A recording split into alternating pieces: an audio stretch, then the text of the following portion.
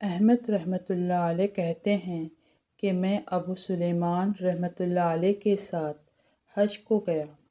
جب احرام باندھنا شروع کیا تو انہوں نے لبیک نہ کہی یہاں تک کہ ہم 1 میل چلے۔ اس کے بعد ان کو غشی آ گئی۔ جب غشی سے افاقہ ہوا تو مجھ سے کہنے لگے کہ احمد، حق تعالیٰ شانہ نے حضرت موسیٰ علیہ السلام کی طرف یہ وحی بھیجی تھی کہ ظالموں سے کہہ دو کہ میرا ذکر کم کیا کریں، اس لیے کہ جب آدمی اللہ کا ذکر کرتا ہے تو اللہ تعالیٰ کے ارشاد فاذکرونی اذکرکم، تم مجھے یاد کرو میں تمہیں یاد کروں گا کی بنا پر حق تعالیٰ شانہ بھی اس ظالم کا ذکر کرتے ہیں۔